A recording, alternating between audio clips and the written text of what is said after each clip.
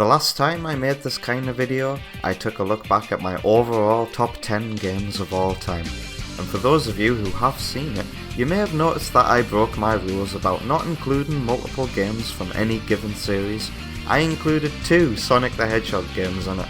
And that's because Sonic is pretty integral to my inner being. Being a 90s kid, born in the same year that Sonic himself was also dropped into this world, I have felt like I have always been aware of his existence and was lucky enough to start playing these games at such a young age. And as I said in the last video, I consider Sonic games, when done right, to be the cream of the crop when it comes to the genre of platformers. So I'm incredibly excited to present to you, out of all the Sonic games that have ever been officially published, my top 10 selection of games that I feel do indeed get the concept of Sonic the Hedgehog so right.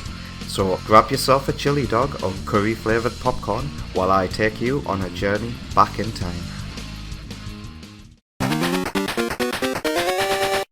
Number 10. Have you ever played any of the 8-bit Sonic games? These were my entry point into the series as far back as I can remember.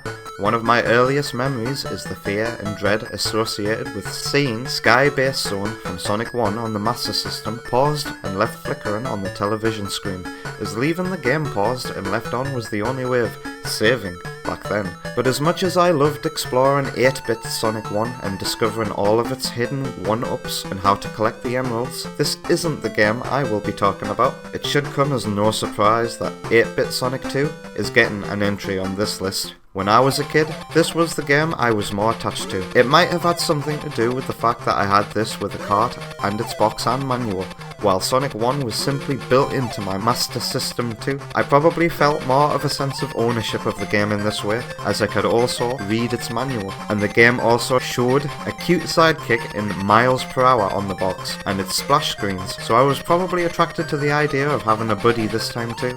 I was also more attracted to its difficulty, which even on the Master System version, which is considered the easiest version, was still incredibly punishing for such a young gamer. I know that Green Hills Zone Act 3 was always my brick wall in my preschool days, as I'd literally hit that brick wall off those springs every single time and get a game over. And those are my childhood memories of the game. We got rid of our Master System and replaced it with a Saturn, and then suddenly we had no Sega consoles at all for a while, until I became a young teenager, had an income, and started getting back into Sonic again via PC games and eventually collecting Sonic games on their actual hardware. I got myself a Master System again and sat down with Sonic 2 one night to soak in all the magic again, and I realised why this game was also so memorable to me.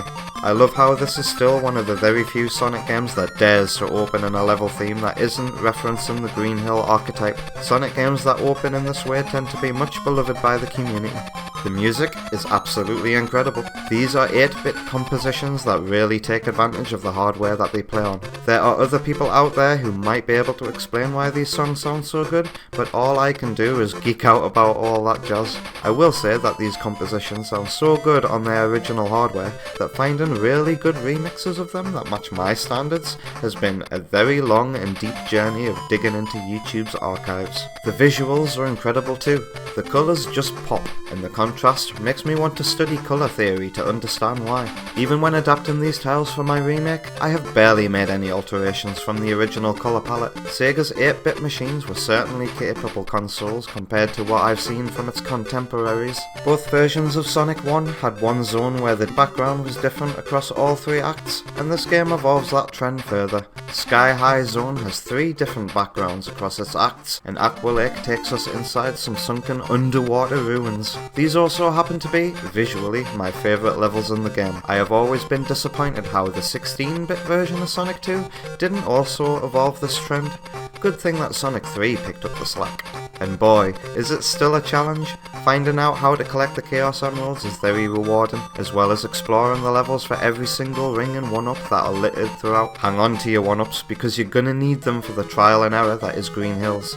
I find the first 2 acts to be a very rewarding run through a summer's breeze, a calm before the storm of Act 3, but I finally figured it out and I could carry on.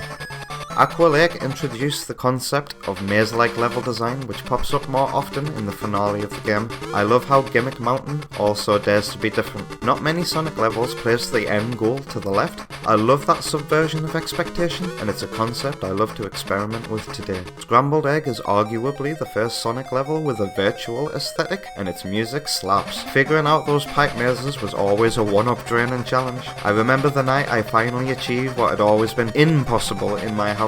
Defeating Silver Sonic and seeing that last Chaos Emerald spawn. I could finally visit the mysterious Crystal Egg Zone, only alluded to on the box and manual. I had never seen this place before. I didn't know what to expect, and my expectations have been forged by seeing the final zones of countless other Sonic games, which are usually a cold, metallic and dystopian take on a technological future. Words can't describe the magic of hearing the music in combination with seeing the visuals of Crystal Egg Zone.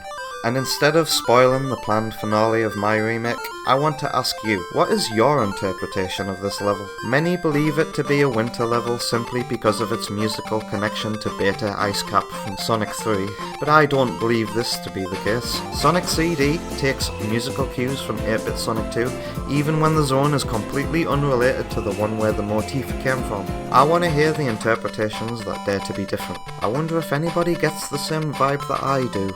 I also want to lightly touch upon the bosses of this game. I think they're pretty neat. The master robots all have memorable designs, and their fights are a little more involved in this game, requiring you to think fast and learn attack patterns, as there are no rings for these fights. No shields or checkpoints either. It was always my headcanon that Eggman was testing out various animal robot designs against Sonic, which led to the refinement of Metal Sonic himself, but that's just a theory. I could continue to gush over this game and reveal much of the trivia that I have memorized about it, but I'm gonna call it there and pour the rest of that energy into the remake that I have always dreamt of. If you haven't played this game, then I ask you, are you up to it? And if you already love this game on the Master System, then I highly recommend giving the Game Gear version another shot. It's like a hard mode DLC with additional content.